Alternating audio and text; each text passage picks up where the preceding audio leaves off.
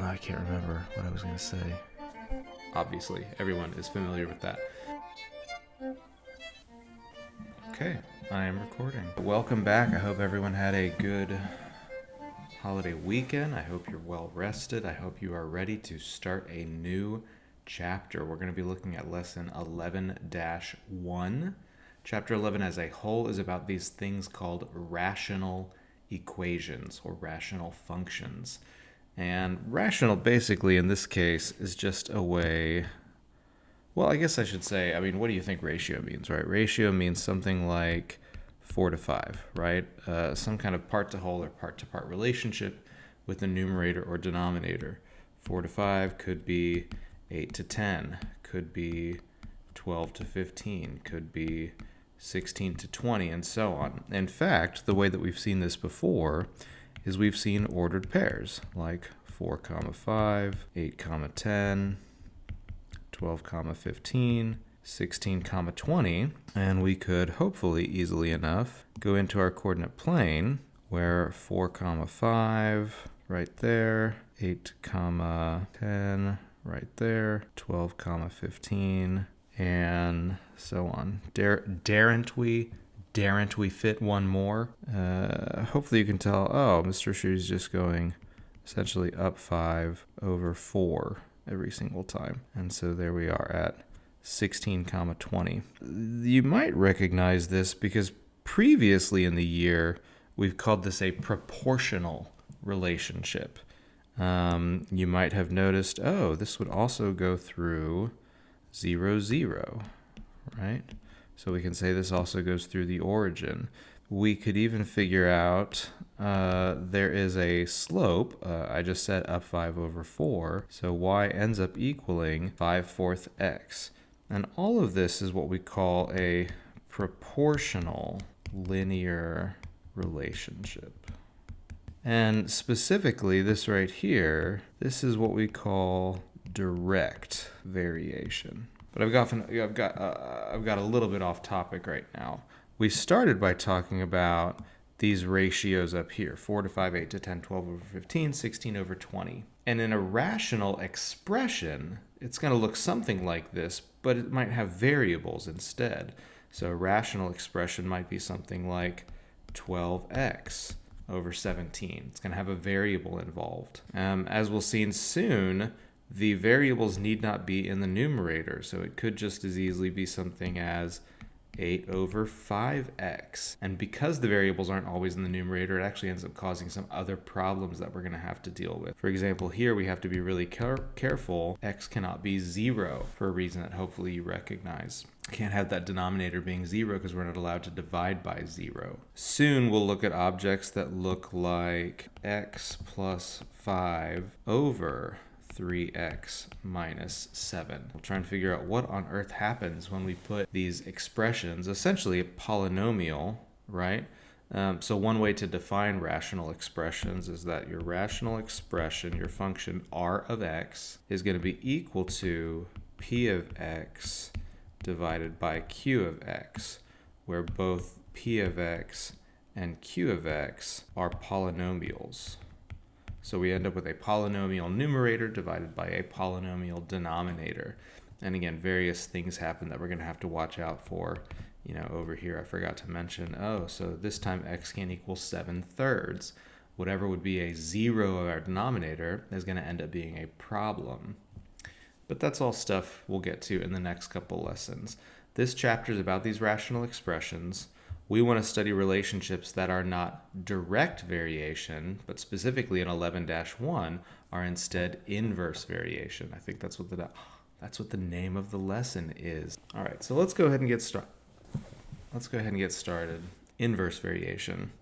So again, going back to this example, you can see what direct variation looks like, both in terms of its graph, right? It's a simple linear function passing through the origin, but also in terms of the way that the ordered pairs go. As one gets bigger, the other gets bigger. And that's pretty much always true. The only other way it could go is if you had a line that was passing through quadrants 2 and 4, then in that case you would say as one gets larger, the other gets smaller, but that's only because one of them would be negative. And so the kind of classic direct variation relationship is the one that you're looking at right now. There is some kind of constant. We've called it the constant of variation before, y equals kx. And this constant describes the proportionality. It describes the ratios that we generate as we move up and over, up and over, up and over. And you can see right here, okay, so this is really about fractions that simplify to end up being the same thing. And so that is the first thing to take away today. Direct variation is about the ratio remaining constant between your different pairs, ordered pairs, or let's say ordered pairs. So anytime I have this direct variation relationship, which again is y equals kx, where k is what we call our constant of variation, or sometimes we call it our constant of proportionality. Anytime I have a situation where these ordered pairs, x comma y, end up forming essentially kind of the same, let's just say ratio to each other. In the example I already gave, I went with things like 4 comma 5, but we could just as easily go like 1 comma 3, 2 comma 6, 3 comma 9, 4 comma 12. What relationship is going on here? How are we getting y values from x values?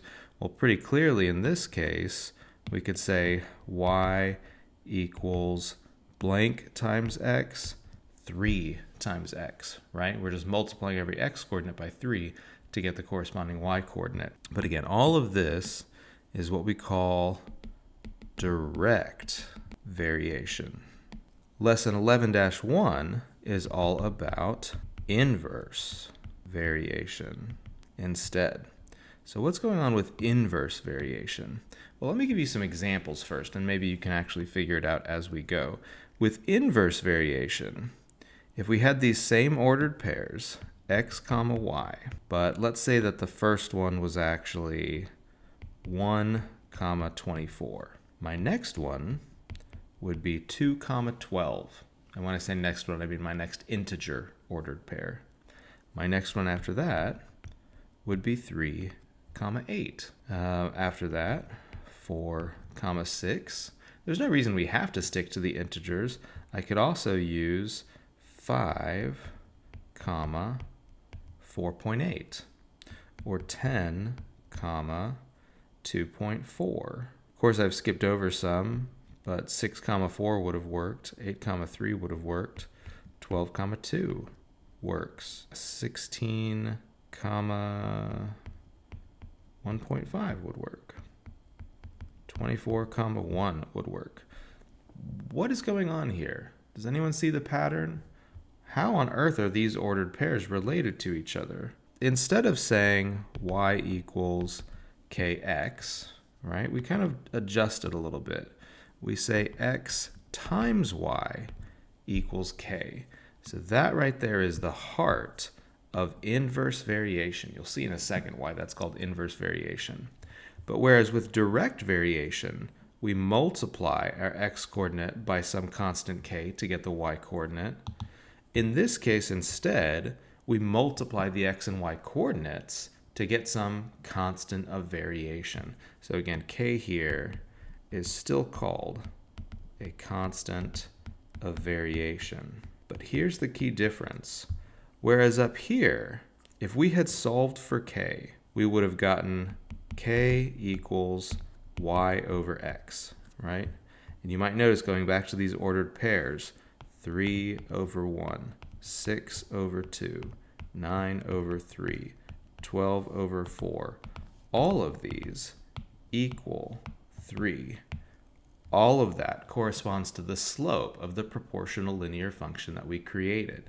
But again, it's the ratios that remain constant. That's not the case over here. Here you can see it's the product that remains constant. So sometimes we also call k the constant product. So rather than setting up ratios, we set up these products, these multiplication statements. Again, coming back over here, if we look at 1 times 24 it equals 24, right? 2 times 12 equals 24. 3 times 8 equals 24. 4 times 6 equals 24. Again, I don't even have to do integers. 5 times 4.8 equals 24.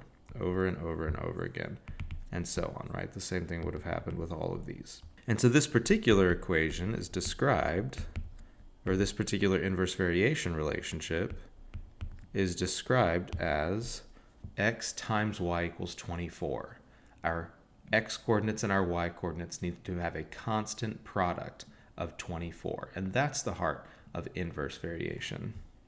There's some interesting things you can do with inverse variation. For example, this lesson is going to ask you to graph some inverse variations. And so I could see things like, let's graph these ordered pairs and see what they end up looking like. So 1, we already said, 2, 12. Getting much higher than that's going to be a little difficult. 3, 8, 4, 6, 5, 4.8. 5, 4.8 would be around there. 6, 4 was one that I skipped over, but it would definitely work just as easily because, of course, 4 times 6 is 24. 6 times 4 is 24. 8, 3 also works. 12, 2. And then way over here, 5, 10, 15, 20, 24, 1 would have worked. So what you end up getting is this very different curve. Definitely not a linear function anymore. Something else is going on here. In fact, a little challenge for you. These ordered pairs are not the only ones that work. Quadrant 1 is not the only quadrant that contains ordered pairs. What ordered pairs in quadrant 2, quadrant 3, or quadrant 4 would also give us a constant product of 24? Think about that. We'll talk about that later on in the lesson. You can notice there is kind of a symmetry going on here. If you think about this line that goes through the middle of the coordinate plane, the graph looks the same on either side of that line. That's not a coincidence. That's not random. That's going to be important later on. But this is what happens when we graph the ordered pairs from inverse variation. Okay, so that's enough of an introduction to the lesson. I know, introduction, right? That was fake. I wasn't really checking my watch. Let's move on to some of the actual examples in lesson 11-1. Skip the get ready, as always. I'm on page 569. Page 569, if you haven't turned there already in your books. You can see the key concept, inverse variation, uses this weird expression, y varies inversely as x. And again, anytime it says that, you just immediately set up your constant product equation, x times y equals k. So let's look at an actual example with inverse variation. The time t it takes to travel a certain distance varies inversely as the rate r at which you travel. The equation RT equals 250 can be used to represent a person driving 250 miles. Complete the table and draw a graph of the relation. And so for example 1, in other words, if you imagine you have a certain trip that you're going on, and the trip is 250 miles. That's essentially what the 250 is doing in this situation. You want to think to yourself, well, what are some different possible rates and times that we could travel for this trip? For example, if we were doing something awful, like going 5 miles per hour the entire way, then how long would it take us to drive 250 miles? You might notice in that case, so we can take t, and we can say, well, our 250 miles, if we divide it by the 5 miles per hour, that ends up being 50 hours, right? And again, the key thing to notice here is our product, 5 times 50, ends up being 250. Well, what if we go up to 10 miles per hour? Right? Now we're going twice as fast. Obviously, it's going to take us half as long. 10 times 25 also makes 250. What if we do something weird, like go 15 miles per hour? Well, we can still jump into our calculator. 250 divided by 15 miles per hour gives us back 16.67 hours. So it's going to take us 16 2/3 hours, right? But I'll just put 16.67. If we're going 20 miles per hour, it's going to take us 12.5 hours. 25 miles per hour, it's going to take us 10 hours. 30 miles per hour, If we go to the calculator, it's going to take us 8 1/3, right? 8.33 miles per hour. Goodness, we got a lot of stuff to fill in. Just a few more here. If we're going 40 miles per hour, that's going to be 6.25 hours to travel the distance. 45 miles per hour, again, I don't know, 250 divided by 45, 5.55 hours, 5.55.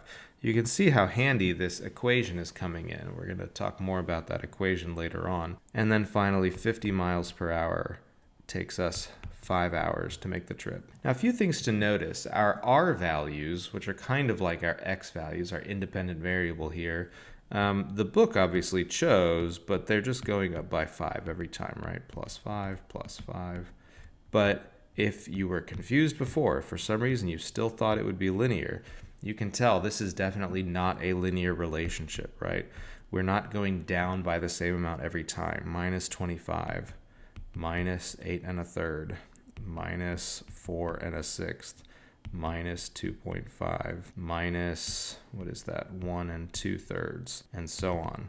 Really weird values that it's changing by. It's definitely not a constant rate of change. In fact, even if we did like the second level thing that we have done before for polynomials, we would see it's never going to level out. It's never going to be a constant rate of change. It's obviously slowing down every time. It's only growing, or in this case, decaying. It's only going down a little bit every time, and it's kind of less and less over time, but definitely not constant, right? And it turns out for other reasons, it's not exponential either.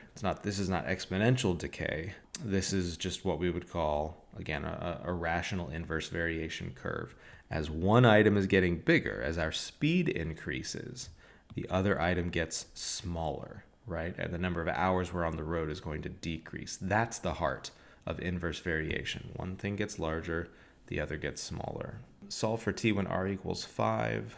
Oh, and then it gave an example, page 569. Oh, there's the table. Right there on the next page. Wonderful. And then graph the ordered pairs. Okay, so let's graph the ordered pairs.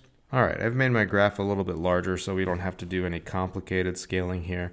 We're just going to say 10, 20, 30, 50, and the same thing down here. So in that case, we get ordered pairs like 5, 50, 10, 25, right? What were some of our other ones? 15, 16.67. So 15 would be there, maybe a little higher. 15, 16.67.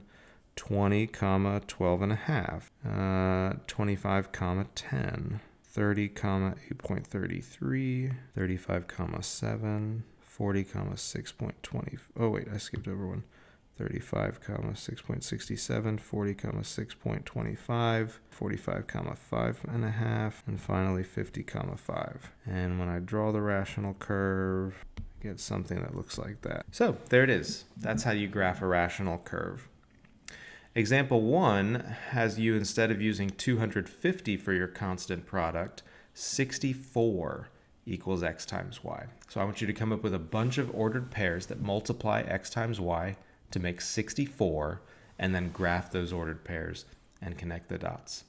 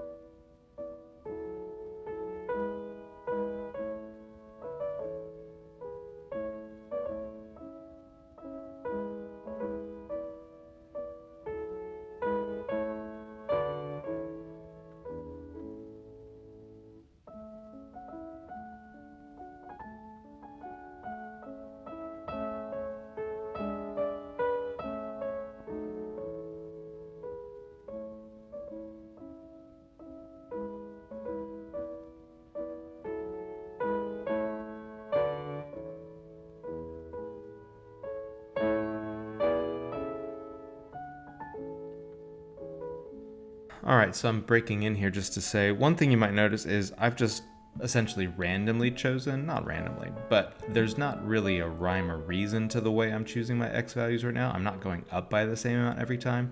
You can, but you don't have to. So I've picked a bunch of numbers that are integers that go into 64, and then a few that are just easy to divide by, like 10 and 20. And now I'll go ahead and graph my results.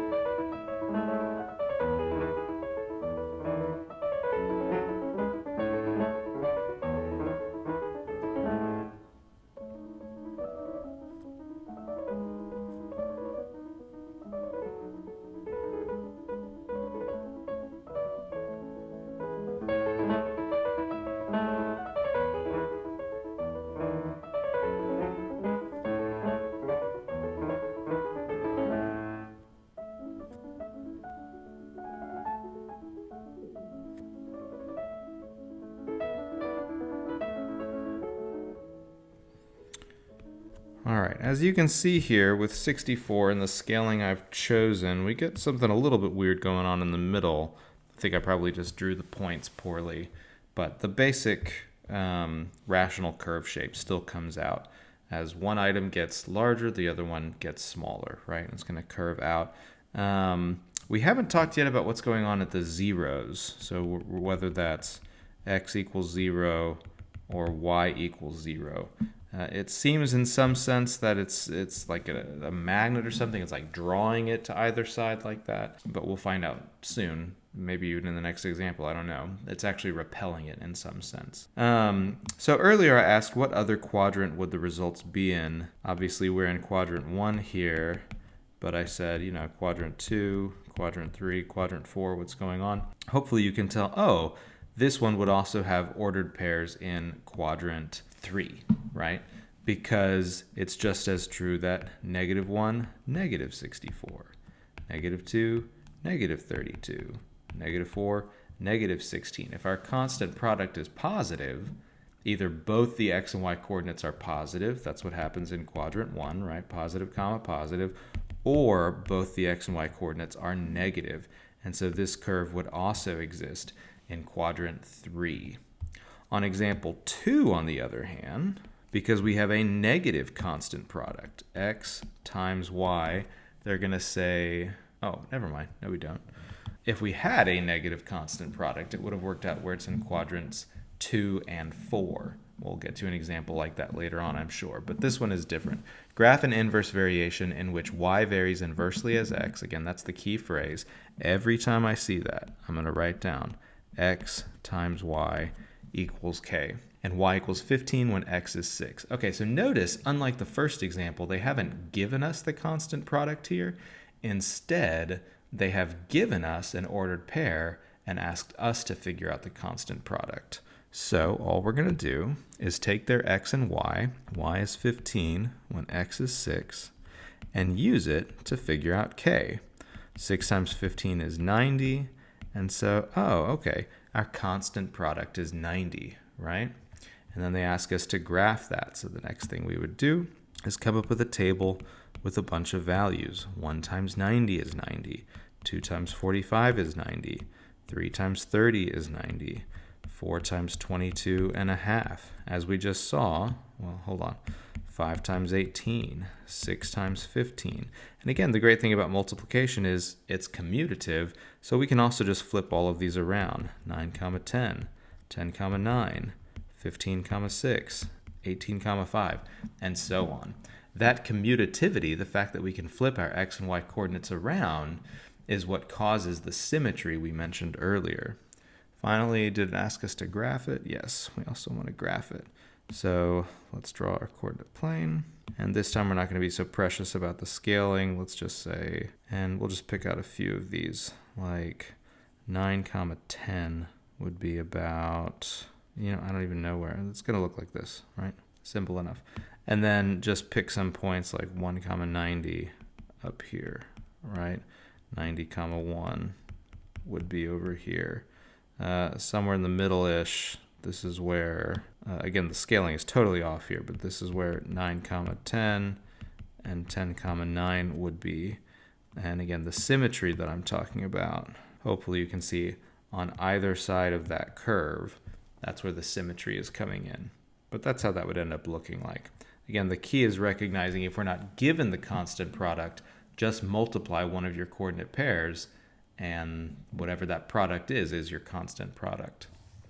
So take a moment and do the same thing for y is 12 when x is 4. Check your progress number 2.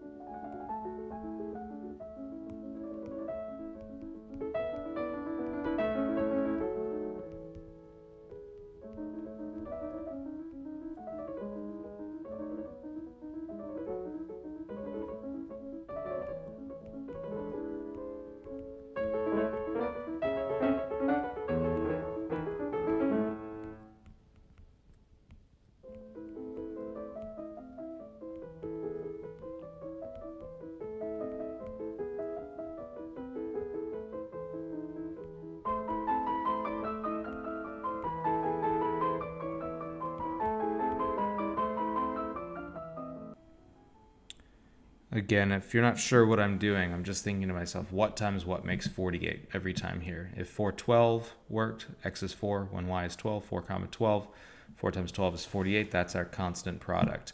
Any pair of factors of 48 now form an ordered pair for us. So that is another way to think about what's going on here. We're graphing a bunch of pairs of factors of a certain number. As far as the actual graph goes, again, we're not going to be super precious about it here, and yet I still want to move this over. We can just go ahead and put the curve in. We know what the curve is going to look like. It's not a great example. We know what the curve is going to look like, and the ordered pairs would just be, let's say that's 1 comma 48, and somewhere over here is 48 comma 1. Somewhere in the middle here is 6 comma 8, 8 comma 6, and so on. And I can again see the symmetry across that dotted line. So let's check your progress number 2. Using inverse variation. So whatever weird ratio thing they come up with, no, we're not going to do any of that stuff. What we are going to do is say, if we have our constant product, x times y equals k, let's imagine that we have two different ordered pairs, but let's actually pick one. Let's say we had something like, let's use the one we just did last, 4 comma 12 and 6 comma something, right? How would we go about figuring out what the something is? Now, because we just did this one over here, that it was 6 comma 8. But where is that 8 coming from? Well, what you would do is you would set up this equation, x1 times y1 equals x2 times y2. And again, the little subscripts just mean the first x coordinate, the first y coordinate, the first the second x coordinate, the second y coordinate. So nothing special about that. But what we're going to do is we're going to plug these things in, right? When we say the first x coordinate, that's x1. When we say the first y coordinate, that's x2. The second x coordinate is x2. The first y coordinate is y1. And then our question mark here, that's our unknown, right? So all we're going to do is substitute in here. We're going to say 4 times 12 needs to equal 6 times the question mark, times y2. 48 equals 6 times y2. Divide by 6, divide by 6. y2 must equal 8. This right here is the equivalent of our ratios for inverse variation. In other words, had this been direct variation, we sometimes describe with these proportions, x1 over y1 equals x2 over y2. But inverse variation, because it's based on constant products, is different. Inverse variation, we have this x1 times y1 equals x2 times y2. And this is also why I don't like it when the book switches to this weird ratio where it's flipping things around, because inverse variation is not about ratios. It's not about a constant ratio. It's about a constant product, and that's the way that we want to set it up. So let's see that in practice with example 3. If y varies inversely as x, so I'm going to write down example 3, and I'm immediately writing down x times y equals k. If y varies inversely as x, and y is 4 when x is 7, so that's giving us an ordered pair, right? 7 comma 4. Find x, so x is my unknown, when y is 14. Okay, well, a couple ways we could approach this. One, we could go ahead and immediately take this and plug it in for x and y and get our constant of variation, right? So we could say 7 times 4 equals that constant of variation k, and then we could go ahead and figure out, okay, so k is 28. Constant of variation is 28. Coming back over here, remember that for our ordered pair, the product has to be the same. So if one of the coordinates is 14, then the other coordinate would have to be 2, right? Because 2 times 14 is 28. The equation that I wrote down earlier, x1 times y1 equals x2 times y2, is just a different way to write this same information. So we could say 7 times 4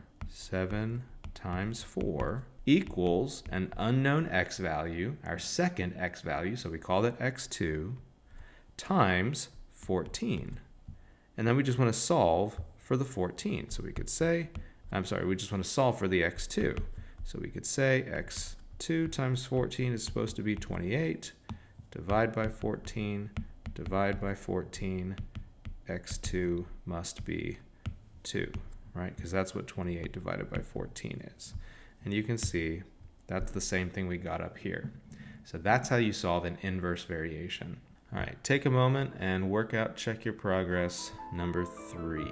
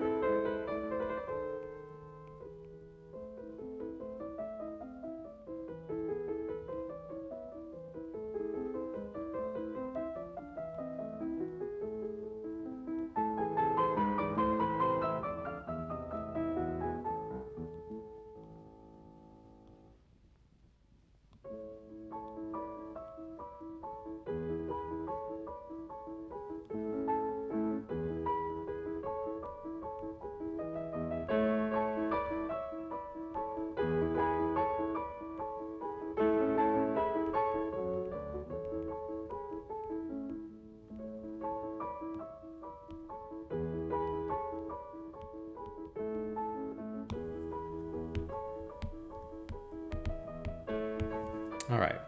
So hopefully you are where I am. You can see I did use x1, y1 equals x2, y2, and plugged in my ordered pairs that I knew, and I got 8.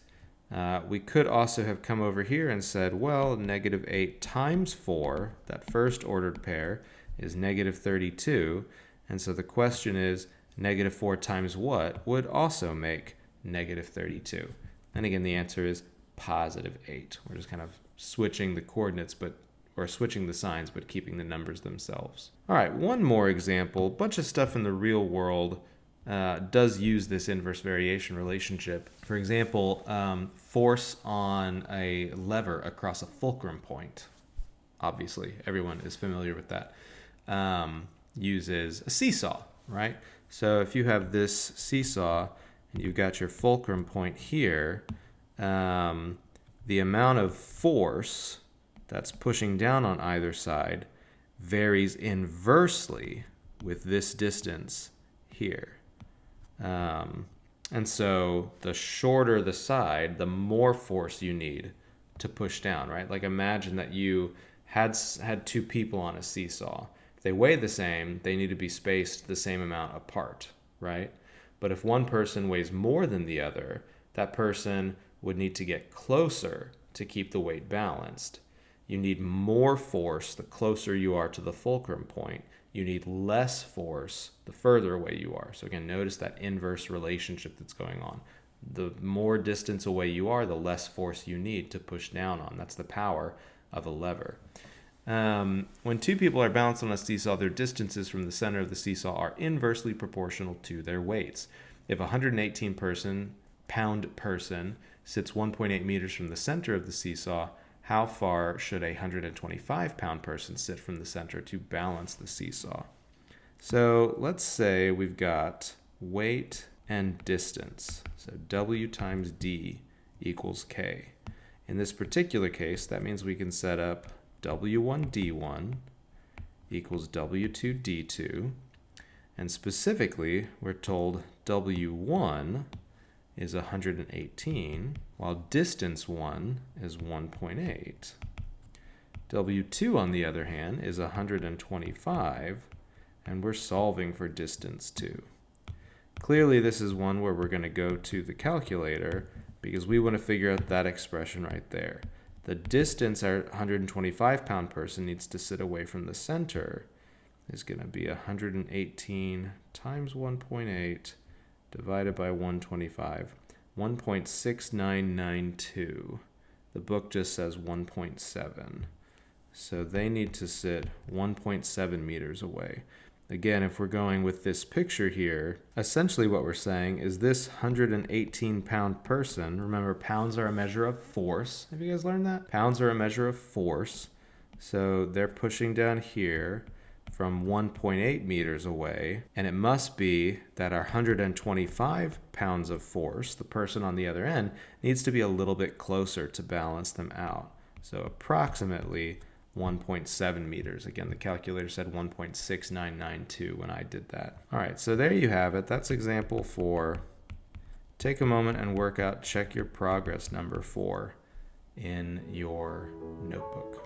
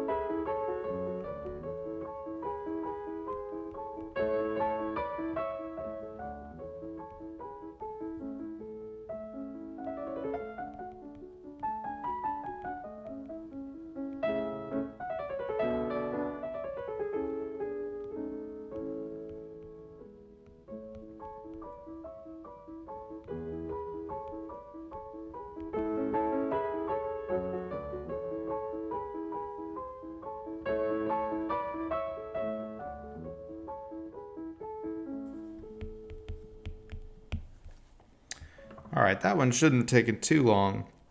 Hopefully you got that second distance, the spring, the 75-pound weight is going to stretch the spring 5.4 inches.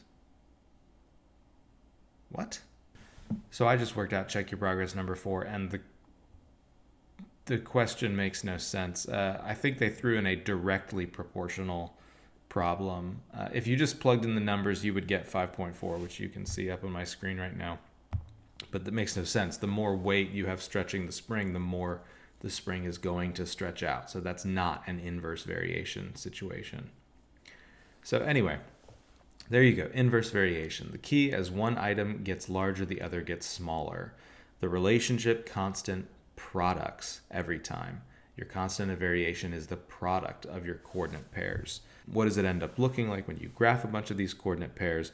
The rational curve, that symmetry that we're going to be looking for every time across what is the line y equals x. I don't think I said that in the lesson, but it is true. Hopefully that was helpful to you. If you have questions, stop by in the tutorial time. And otherwise, I will see you guys again shortly for 11-2.